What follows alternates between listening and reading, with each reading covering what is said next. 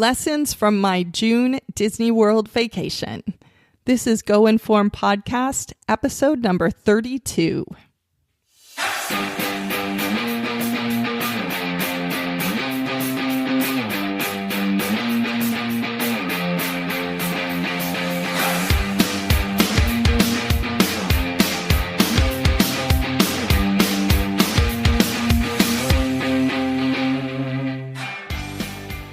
Hi, everybody. Welcome to the show. This is episode 32, and today we are talking about my recent trip to Disney World. Super psyched to give you guys kind of a trip report today and share some updates and some tips and things that I think will help you, especially if you're traveling to Disney World in the summer, but really for any year round. I've got some new insights to share and some updates to some of the old tips. So thanks for joining me today on this episode. My name is Maven. I am the hostess here on the show. And first of all, I just want to thank all of our Go Inform Pass holders who are the sponsors of the podcast. Thank you guys. You are awesome. I'm so excited to be building this new community with you guys as a big, huge part of it. So thank you so much. And for anybody who's wondering what I'm talking about or just haven't had a chance to get more information about our pass holder group, you can go to goinform.net/passholders and find out all about it, or go back a couple of episodes. I had a big announcement episode about, I guess it was 2 episodes ago now, and you can find out all about how you can join the community and be part of this. So anyway, thank you again to all of you guys who are joining our pass holder group. So lots of stuff to share with you guys today. As usual, I will put everything together in a show notes page on the website, and you can get that over at goinform.net/32, or look for a link to it in your podcast app here. All right. So if you listened to the last episode, then you know that I had a trip to Orlando about a month ago now in June. And we went to both Disney World and Universal. The last episode was kind of a trip report about the Universal part of our trip. And today is Disney World. So we stayed at Disney World for 4 nights. We actually flew into Orlando and started our trip at Disney World and then went to Universal. So I'm kind of doing these episodes in reverse order of our trip, but that's the way that we like to do it when we're going to both places. And I won't get into all that. That's another episode I should do. But I do have a post about my tips for if you're thinking about visiting both Disney World and Universal in the same trip, which I highly recommend that you guys consider doing. I've got a post with a bunch of tips about that, and I'll link to it in the show notes if you want to find out more about how to kind of best to make that work for you. So for us, we usually start at Disney World, and that's what we did this time. We had an awesome trip. Crowd levels were, I would say, kind of moderate. We've seen worse, and we've also seen better. So we did have to use most of our best touring strategies to get around the crowds. And we had some obstacles we had to overcome, and we had some new discoveries. As it is always when you visit a place like that, no matter how many times you've been, there's always something new to learn about the place and learn about yourself. And it's really cool. I'm really happy that I can share some of that with you guys so that you'll already have some of this knowledge before you even get there. So I'm going to try not to duplicate too much about some of the stuff that I talked about in the last episode. But the one thing that just kind of overarches all of it is the weather.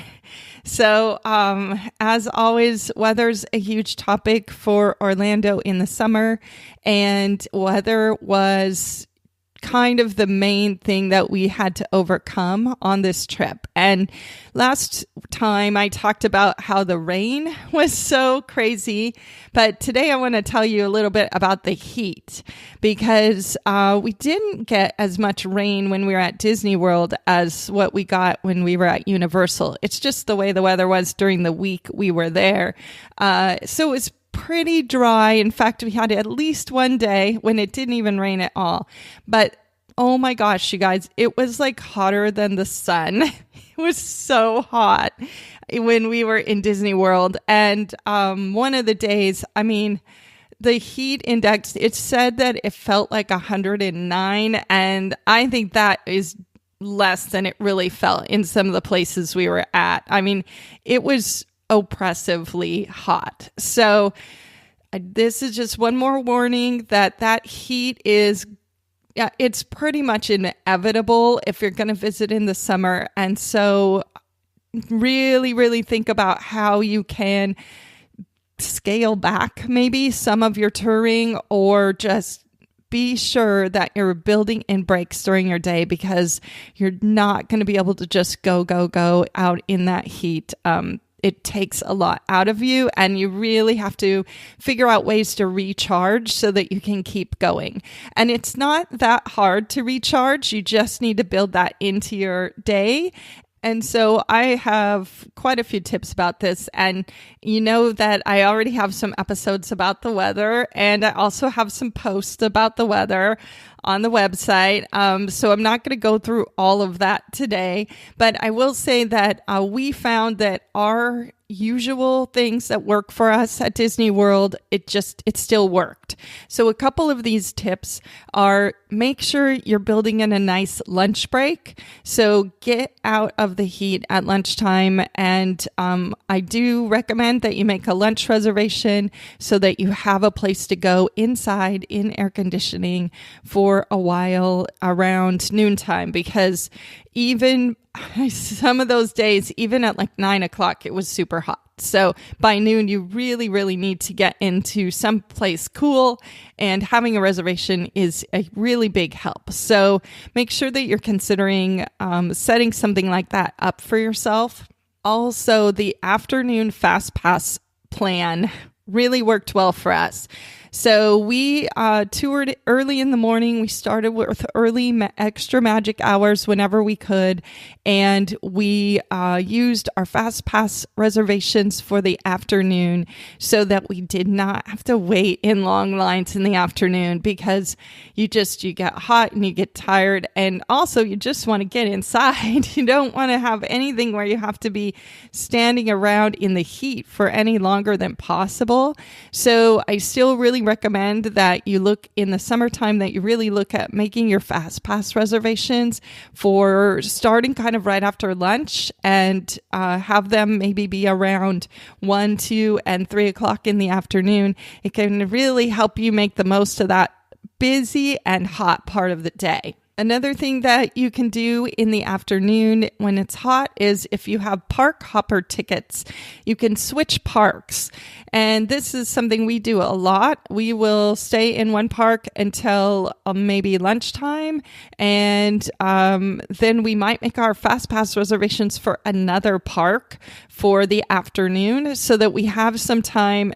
The downtime that we're going to have changing parks is during a time that we want to have a break anyway. And I mean, it seems funny that a bus would give you a nice break, but boy, do they keep those buses cold. So it actually is a good sort of place to sit down, rest, get some cool air, and then you can hit the next park and sort of be ready to go, especially if you have your Fast Passes in that second park, because you can just arrive there, mid-afternoon, early afternoon, and already have some rides that you can just go and get on right now. So that is another tip that I have, and it did really work well for us. We tended to move around quite a bit on this trip. We hopped parks a lot. One day, our biggest day, we actually went to 3 parks in the same day, and I've got a few more tips for you here about how we did that. It didn't even seem like we were going crazy. So, keep in mind that you can hop parks, you can switch parks to get away from the crowd, and you can also just switch parks to refresh. So that is definitely an option when you're there on those hot days. Oh, and something else I mentioned on the last episode that, and actually I think I mentioned it a couple times now, but since we're talking about the heat, I got this awesome shirt before we left here, and it's a shirt that's for cycling, but it looks like a regular button-down shirt, and it was awesome in the heat, you guys. It like stayed cool. It didn't wrinkle. It didn't smell. It was the best thing I bought before we went on this trip. So, I have a link to it in the show notes in case you want to see. You can see a picture of me with Minnie Mouse at Hollywood Studios, and I'm wearing my shirt. And I know Minnie Mouse looks super put together, but I look pretty good too. So you can check that out in the show notes. And I just want to suggest that whatever you decide to pack for your trip in the summer, make sure it's stuff that really is designed for you to sweat in, because you're gonna, and having some comfortable clothing is just gonna help that much more with staying comfortable while you're, walking your marathon. So I talked a lot about the rain in the last episode because we had some pretty extreme rain when we were at Universal. So I'm not going to get too far into the rain tips here, but I do have a couple of them for you to keep in mind when you're at Disney World. First one is, if you have a stroller with you, make sure you cover your stroller every single time you park it somewhere and leave it alone, because it might seem like there's not a cloud in the sky when you go inside for lunch or even just to go on a ride for a few minutes. But you can come out of that building and it can be a torrential downpour and your stroller is just sitting out there getting drenched. So I know you're going to think it seems crazy to cover it up even on a beautiful sunny Florida day, but it is amazing how many strollers you see out there just getting soaked in the rainstorm. So be sure to bring something to cover your stroller and use it, because the time you don't, that's going to be the time you regret it. So cover up your stroller. The other tip I have, and I did share this on the last episode, this is something we figured out now after being in Orlando in the summer quite a few times now, is that one of the ways you can tell the rain is going to start any minute is not just the dark clouds, but after the dark clouds come, when you start feeling wind is an indicator that the rain is going to start literally like any second. So be aware of what's going on with the weather around you while you're walking through the parks. And it can get pretty dark and not rain, but I swear every time we would notice the wind, that was as soon as that would happen, it would start to rain. So if you notice the wind, get yourself somewhere under cover, pull out your ponchos and get ready, because it's going to rain. It's just the way it is. And, I have tons of weather tips on the website and also here on the show in some of the past archived episodes. So if you're traveling in the summer, be sure to check that out. I really do think it's going to help you. We were able to keep touring at Disney World. The rain didn't hardly slow us down at all. So a lot of that is because we did change. It's not that it didn't change our plans for the moment, but we were ready and we were able to kind of maneuver and get somewhere to be dry. And we had our ponchos and we had our shoe covers and we were able to pretty much get around and still have fun and still do a lot of stuff, even though it was raining. So have some of that stuff in your toolbox so you're ready to go if it does rain. And then just be ready for the heat and make sure you're drinking water. You can ask for a cup of water for free from any of the quick service food stands, any place that has fountain drinks where, you can get refill your pop cup or whatever. As long as they have that, they can give you a cup of water and they encourage you to drink it. Don't be shy. Go and ask for some water. So you don't have to buy bottles of water when you're at the park. You can just ask for some ice water and get it as often as you think of it, and make sure you're staying hydrated and wear your sunscreen and, get out of the sun. If you're starting to wilt, go inside just for a few minutes, go inside and cool off, and then go back out. And I think if you're able to do those things, you're going to be able to still have a really good time, even when it's hot. Okay, so now a few updates on some of the tips that I've shared with you guys in the past. The first one is about early morning extra magic hours. So we took advantage of this on pretty much every time that we had the chance, which is most of the mornings. One morning, we did early breakfast reservation at Be Our Guest, which was awesome. I actually almost recommend that over extra magic hours at Magic Kingdom.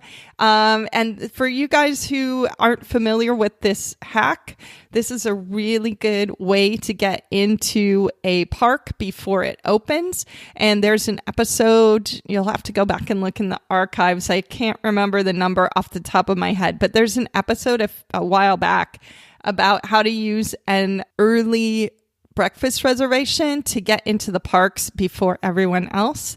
And we did that and it worked really well. So that tip still works. In terms of morning extra magic hours, something that we saw them doing that I don't remember them doing before is that they were checking magic bands for everybody coming to the park. They were checking to make sure that you were allowed to be there for early extra magic hour. So people who are staying on site in one of the Disney hotels, and sometimes it sort of varies, but depending on if there's a special deal going, some of the other local hotels too, you get access to the parks for extra hours, and they're called extra magic hours. And this is another one of those things. If you guys are still just sort of starting your planning and you're still learning this, go back into the archives, and episodes 9 through 18 are my 10 Days to a Better Disney World Vacation series. And that's all the basics about visiting. And I've got a couple times, probably multiple, that I talk about using extra magic hours. And it really, really is a good way to get into the park early and get a lot done.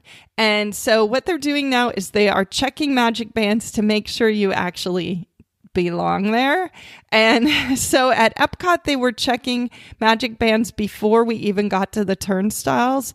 And at Animal Kingdom and Magic Kingdom, they checked after they let you into the park. Don't ask me why when you go through the turnstile, it doesn't automatically know that you should be able to be in there. I mean, those magic bands kind of know everything. But anyway, so just know that there's another checkpoint you're going to have to go through, and it may be before you get to the gate or it might be after. And at Magic Kingdom, there was a whole bunch of sort of stages to getting into the park at early extra magic hour. So many that I made some notes about it, and I'm planning to do a bonus episode for the pass holders that will be just about the procedure right now, at least, the procedure that we experienced at Magic Kingdom for extra magic hours. So you guys who are pass holders, watch for that. I will try to get that up sometime in the next few weeks so that you can have a heads up about what to expect when you go there early in the morning. Another thing about extra magic hours that we found out that we hadn't realized before, and I think it's just because we hadn't tried this before, but when we went to Animal Kingdom this time, by the way, the Animal Kingdom Extra Magic Hour plan that I share with you guys on the Animal Kingdom Tour episode, which is episode 16, that still works. So if you are trying to get into Pandora without fast passes, if you want to ride Flight of Passage without a fast pass, go back and listen to my Animal Kingdom audio tour episode back on episode 16, because I talk a lot about how to make that work, what time you should get there, and what to expect when you get there for early Extra Magic Hour. We did it this time. It worked fine, just like before, but it is still like very, very popular. And it really helps, I think, if you have some insights about what to expect when you show up early for that. And so that still is working fine. So fine that this time when we did it, we got on Flight of Passage and we got off it, and we had already seen Pandora, and we kind of wanted to use more of our Extra Magic Hour to check out some of the other parts of Animal Kingdom, because we still had like a half hour. So that gives you an idea of how efficient it can be to go early. And we found out that not all of Animal Kingdom was open for early Extra Magic Hour. Africa was not open. The Kilimanjaro Safaris was not open. So be aware that when you show up for early Extra Magic Hour, not everything in the park is necessarily going to be open. The big headliner stuff, the stuff that people will wait in line for hours for, that is definitely going to be open unless they have some kind of breakdown or something. That stuff's going to be open early. So for example, at Animal Kingdom, we couldn't go to Kilimanjaro Safari, but we could ride Everest, we could ride Dinosaur. So they had other things open, just not everything. So keep that in mind when you are making your touring plans for early in the morning. Some of those kind of less popular stuff might not open until the official park opening time. Oh, another thing that we tested out one more time was the Touring Plans Room Finder. So I talked about this a few episodes ago about using that tool to request a room at your Disney World hotel. And we stayed at the Port Orleans French Quarter, which you guys, I highly recommend. It's really fun there. It's beautiful. It's moderately priced, and it is located like right in the center of Disney World. It's an awesome location, and we really like it. Plus, they have beignets in their food court for breakfast, which is awesome. So anyway, we requested a specific room using the Touring Plans Room Finder. As you know, as I mentioned on that episode, it's just a request. You you never know. Disney may or may not give it to you. We got the exact room we requested. So that service is still really, really valuable, and I recommend that you use it if you have any preference for where in your resort that you're going to be. So definitely check that out. Give that episode a listen if you haven't already. If you're staying at a Disney hotel, it only works for the Disney owned and operated hotels there at Disney World, but it's awesome. So that worked great for us. Another thing that we used that I have recommended before is Uber. Now, Disney World has a new service, and it's run by Lyft. Well, it's run by Disney, but you use the Lyft app to request it. And it is kind of their own version of Uber, and it's called Minivans, which is mini like Minnie Mouse. And they're these super cute cars that are white with red polka dots like Minnie Mouse's dress. And they will give you a ride all around the Disney World property. And it works, like I said, it works like Uber or Lyft. Use the Lyft app and you can request the car and they will give you a ride. You can get a ride from the parks. You can get a ride from the hotels. You can get a ride to Disney Springs. So kind of all over the property. And they just charge a flat $25 a ride fee to do it. And the cool thing about minivans is that the minivans can drop you off right at the bus stop at the parks most of the time. So where an Uber is it depends on the park park, but especially at Magic Kingdom. And Uber's going to drop you off over at the TTC, which is where the monorail comes in from Epcot. It's where the parking lot is. If you listen to the Magic Kingdom audio tour episode, you'll hear me talking a lot about that. And so you still have to take a monorail or a ferry to get to Magic Kingdom when you come in from Uber. But if you take Uber to Epcot, it drops you off right next to the gate. Like most of the other parks, you're going to end up right where you want to be. And so the minivan gives you some advantages at Magic Kingdom, and it is cool because it's Minnie Mouse decorated car, and it's run by Disney. And so it seems like it'd be super cool. So we tried to get minivans multiple times on our trip.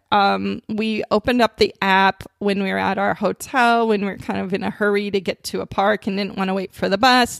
And we tried it from a park, and we tried it a few times, but every time we searched for a car, there weren't any, they didn't pop up right away. Maybe if we'd been more patient, they would have, but they didn't show up, on the app as being available to us right now.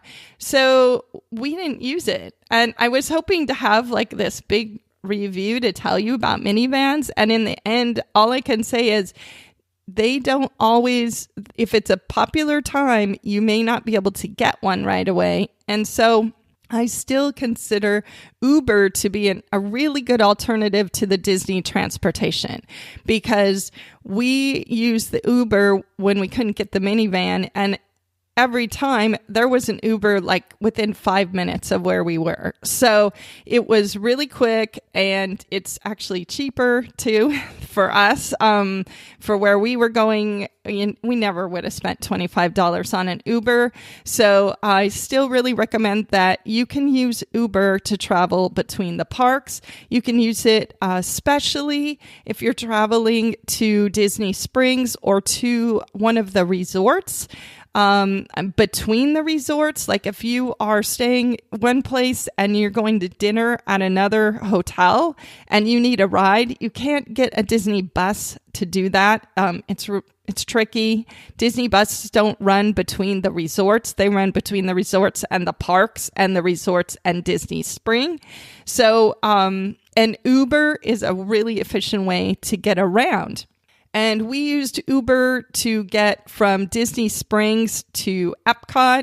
We also, a couple times when we were at Epcot late, we actually went out kind of the back gate out there by the World Showcase, and we walked to the beach club, and we just got an Uber from the beach club back to our hotel at French Quarter, and it cost like $10.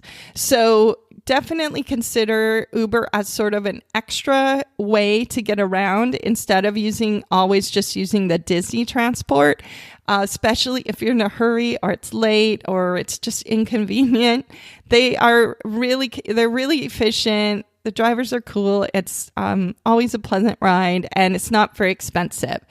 And I even have a discount code for you guys. So if you've never used Uber, you can get a discount on your first ride. And I'll put this in the show notes too. The discount code is 5YJ9X. And that should give you a discount on your first ride. And make sure, if you've never used Uber before, get that app on your phone. If you have a chance to try it out in your hometown first, I recommend that so you're comfortable using it. And just keep it in your back pocket, because you might find that that's a really good way to get around. It saves time, and it's not that expensive. Okay, let's see. Oh, I've got a couple of restaurant recommendations for you guys, a couple new things that we tried that we really liked and I want to tell you about. First one is at Animal Kingdom. One of my favorite places we've ever been in the parks is the Tiffin's restaurant. You heard me rave about it on that tour episode. And it's awesome, and it's white tablecloth, and it's kind of an event to eat there.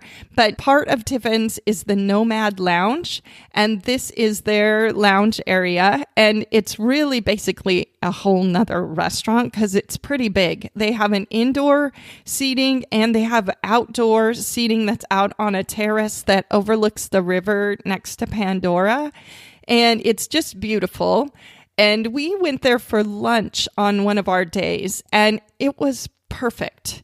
They do like small plates, so you can get shared plates. They do their signature bread service, which is like 3 different kinds of really sort of exotic breads, and then these dipping sauces. Oh my gosh, it's so good. It's something that they serve in Tiffin's, but you can also get it right there in the Nomad Lounge. And they have lots of other choices, and you can get stuff to share. And one of the best things about it is it's not crowded. So if you go early, so we actually went there right when they opened. They don't take reservations for the lounge, so it's just first come, first serve. So we just went there right when it opened at 11:30, and there was like maybe 10 people in the whole place. It was air conditioned in there. The service was great. You can get really good drinks in there, not just bar drinks, but like cool non-alcoholic handmade sodas and just really refreshing stuff and good food. It's not that expensive because it's the bar, as opposed to the restaurant. The service was quick, but we were able to we lingered in there. You can sit on a couch if you want it, because it is a lounge. It's very comfortable. So I really, really recommend that if you're looking for a nice place to just kind of crash and have a drink or have a light meal, and you're at Animal Kingdom, check out Nomad Lounge. We really liked it, and we're definitely going to add that to one of our go-to places from now on when we're at Animal Kingdom. Okay, another place that we ate that just got on my radar, I really hadn't even been aware that it was there before, is a restaurant in Epcot in France, and it's called Monsieur Paul. And I'm probably saying Monsieur totally wrong, you guys. So for you guys who speak French. Anyway, the main thing to know about this place, it is so good and it is fancy. So keep that in mind. But if you are looking for a special place to eat, to do a special meal during your trip, it feels like you've gone to France. I mean, that's kind of what Epcot does so well anyway, is it really immerses you into the places that those pavilions represent. But especially, I think the France pavilion does this really well. And this restaurant is actually located on the 2nd floor in France. So it's above the Chefs de France restaurant, which is the one that is very prominent when you walk into the France pavilion. And we have eaten there before too, and that's also really good. But this is literally a whole nother level. So you go up some stairs and you end up in this kind of an oasis. It's not a very big restaurant. It's total like white tablecloth, French waiters, awesome wine list. Like really, you guys, I've been to France and this wine list represents it well. And the food was exquisite. The service was amazing. The food was amazing. Oh my gosh, the bread. It was like really being in France. And the dessert is like, I just can't even. You guys, I will definitely be posting some pictures of the food and the experience from this restaurant on my Instagram account. So if you want to kind of follow along and see some pictures from this trip, definitely watch the Instagram. That's just get on Instagram and search for Go Informed or Go InformNet, and you'll find me. So anyway, it was amazing. The food was great. The service was great. And Also, the view was great because they put us next to the window and we could see out onto the walkway below where people were just walking by as usual in their theme park wear, and it was super hot outside, and we were in this, like I said, it was like an oasis. It was like we were in Paris in this restaurant, and just outside the window was Epcot. It was really, really magical. And of course, it wasn't cheap. It was definitely a splurge kind of restaurant. That was kind of our big special meal that we had on our trip. And, the other cool thing is that it is Disney World. So if you have kids who can handle a long, fancy meal, then you can definitely bring your kids to this restaurant. I think their kids menu is going to be pretty sophisticated, but I'm sure they still have stuff that any kid will eat. And it's a chance to take your kids to like a fancy French restaurant without too much risk, because you're at Disney World. It's expected that kids are going to be there. And so this is a place your whole family could go for a really special meal. I will put a link to the Disney site about this restaurant in the show notes. So if you want to check out what the menu looks like and all of that, you can go to the show notes and check it out. Those are at goinform.net/32.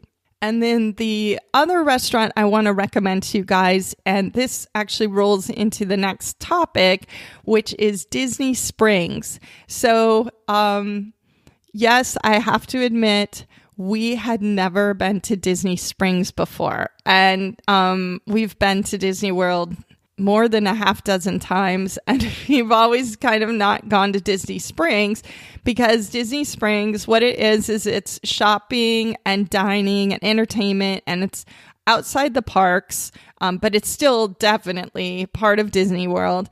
And we're just always so focused on going to the parks that we've kind of stayed away from Disney Springs.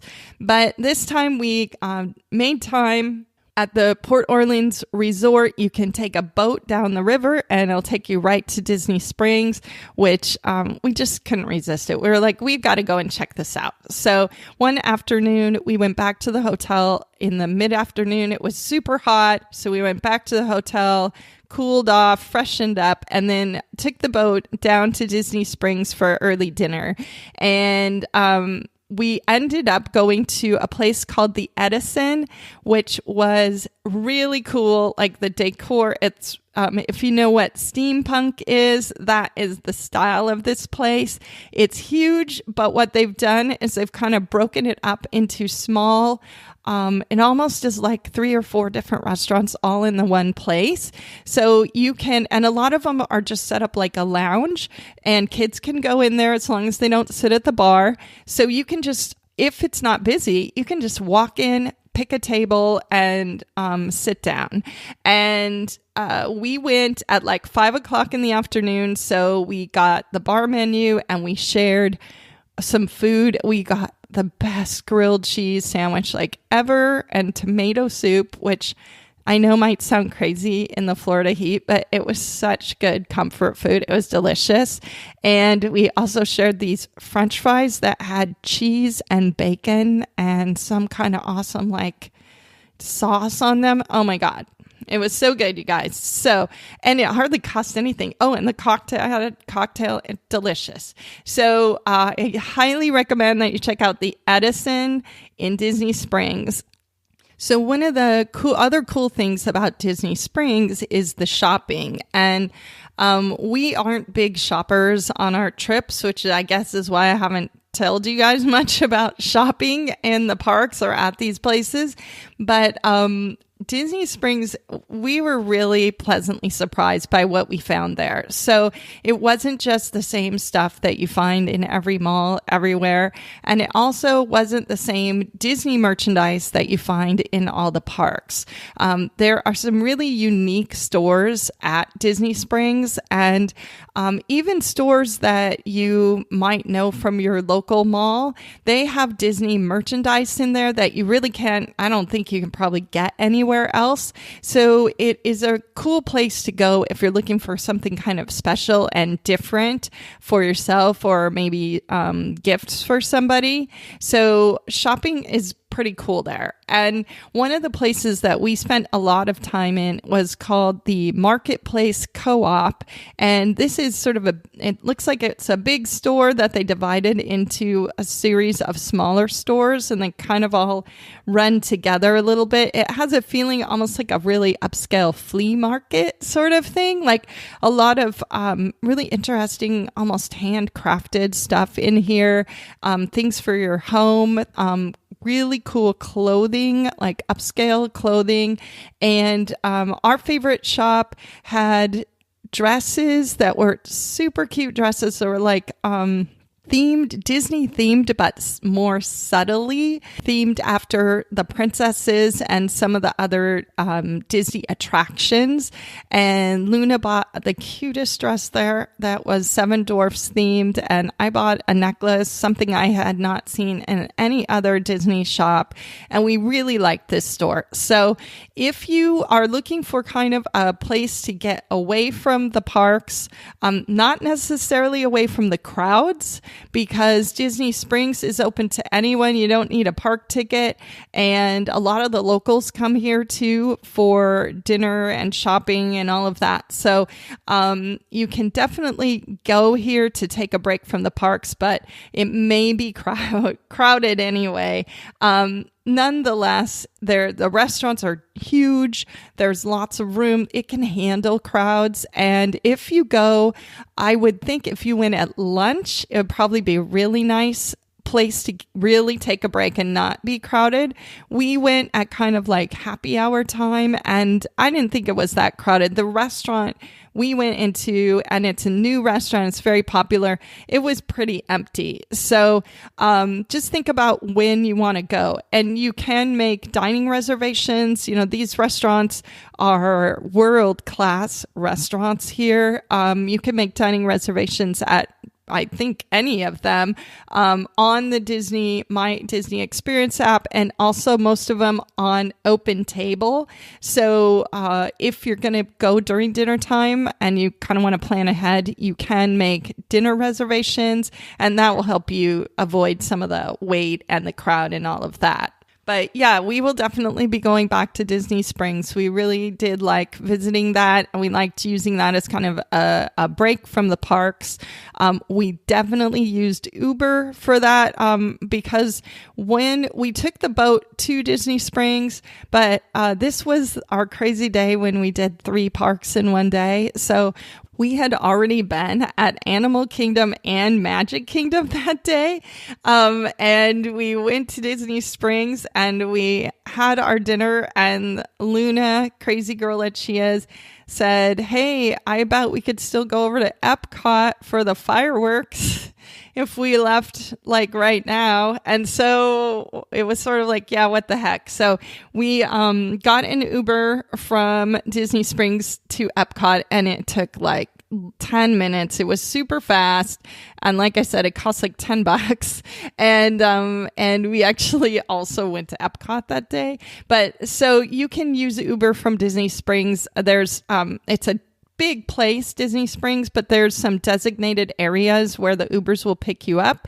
And when you get into the app and you are choosing, booking your car to pick you up, it will have you select where you want the car to pick you up among those different pickup spots. So take a look at that app and make sure you have the car picking you up at the place that's where you are, because it is Disney Springs is big, and you could have to walk way to the other end to meet your car. So if you're using Uber, just keep that in mind. But we thought it was great. It worked really well for us. And so if you have time, I recommend you check it out. Another tip about dining at Disney World that we used a lot, and this is through the My Disney Experience app, you can use a mobile ordering service for the quick service restaurants. And it's almost all of them now in the parks. And you can use this to basically like pre-order your food so that you don't have to stand in line and then order and then wait again. So you can use the app to order your food, and then you just go to the counter that says mobile order pickup and pick it up. And this is super convenient. It just uses you put a credit card on file, which you may already have, especially if you're staying at a hotel there. But you get your credit card on file in the app, and then you make the order. Now you can make the order while you're standing in line at a ride or whatever. You can decide what you're going to have for lunch, and you can put it all in there. And then when you are ready to eat, there's a button you push and it just says, make my order, and it'll be ready in like 5 to 10 minutes. So don't push that until you're pretty much walking into the restaurant or nearby. But it's awesome. You don't have to wait in the long line. Skipping lines is such a huge thing at Disney World. So it's cool that they're letting you skip the line for food too. And by the way, you don't have to use it to order a whole meal. You can use it to order a Dole Whip at the Dole Whip place, or just use it to order a drink while you're walking across the park and you know you're going to go buy a certain quick service. You can just get out your app and order a Coke or whatever and do the mobile ordering and just walk by and pick it up, basically. So it's really, really convenient. Check it out. Try it out. I think you guys are going to like it. The funny thing, though, is that Luna likes to use mobile ordering at Starbucks all the time here at home, and probably a lot of you guys are familiar with that. And that's how she gets her coffee. Is she's just always just mobile orders and goes and picks it up. But at the Disney parks, you can't mobile order from Starbucks. So in case you were wondering, that's not a thing there. Don't ask me why. It's really funny that you can mobile order at the Disney restaurants, but you can't do it at Starbucks, who sort of pioneered this idea. But anyway, you can't. You have to wait in line. So sorry, just letting you know. Maybe, hopefully, they will change that someday soon, so you can get your Frappuccino all ready before you even get there and just walk up and pick it up. But you can't right now. Okay, one more kind of big tip that we have. This came from a misadventure that we had at the Orlando airport. So the Orlando airport, I don't think I've talked very much about it with you guys, but just so you know, it is really confusing. I think it's not just me. I think it really is confusing. And I've always had confusion getting out of the Orlando airport, but this time we had confusion getting into the Orlando airport, well, kind of inside it. So the Orlando airport is in 2 parts. And when you come in through the ticketing and check your bags and all that stuff, and you're getting to security, notice that there's actually 2 different security areas. And I don't just mean like one's pre-check and one's not. I mean like there's 2 sides to this airport. So pay attention to where your gate is and make sure you go through security on the right side, because we had always, I don't know why, but we had always like walked in and we end up at security and we get in the line. When we're walking in, it would be like going in towards the right, and you get into security and you go through, and then you get on like a little monorail kind of train and you go out to your gate. So that's what we did. And then we got through security and we were looking for the number for our gate, and it wasn't on the sign for the monorail. It was like those numbers did not correspond with where we needed to go. So we asked someone, and it turns out that instead of getting in the security line that was to the right, we were supposed to have walked a little bit across the lobby, sort of, and gone in this other security line that went out to all the other gates that were kind of to the left. Luckily, we have pre-check, and you guys, if you can make the effort to get a global entry or anything that can give you pre-check status at the airport, that is going to be a huge help to you at the Orlando airport because it's super busy and the lines at security can be really long. And especially going home, it's like you've already been in lines for a week and you don't want to stand in anymore. So if you have any way of getting pre-check for your tickets, it's going to help you a ton. And now we found that they've really gotten efficient over there. And we basically had just walked right through security super fast, like not even a line at pre-check. But we found ourselves stranded on the other side of security and we could not get to our gate. So we had to go back through security, back out into the main atrium of this part of the airport, walk across to this other huge security checkpoint that we had never seen, never noticed before, because I guess our plane had always come in on the one side. And luckily, again, we had pre-check, so we just sailed right through. But I mean, what a hassle to have to go through security twice when we could have just done it once. So heads up, there's more than one security section and there's more than one side of the airport. So look before you get in the security line, make sure you're in the section that's going to get you to the gate that your plane is at. So you don't have to go through it twice. Lesson learned. And I'm happy to tell you guys this so you don't have that same experience. Yeah, that airport, if I need to get a local on here or something who can explain the easiest way to get around in there, because I don't know why, but for me, it's just mystifying and I just always get lost there. So anyway, be aware, make sure you have lots of time, leave yourself lots of time to get through security, and just in case you do get lost, be sure that you have time so you're not stressed out and rushing around and worried about missing your plane.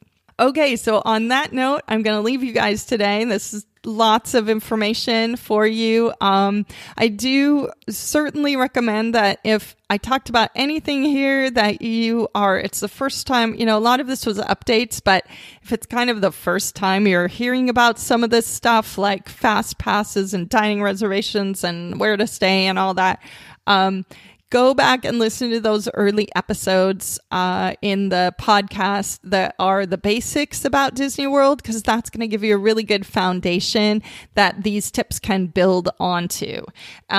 So don't be afraid to scroll all the way back in the archives and listen to some of those old episodes, even though they're not my favorites in terms they were early and I was just starting out. But definitely give them a listen, because I hope that there's a lot of information there that can help you really nail down your planning and, have the best trip ever. So, and huge thank you to our pass holders.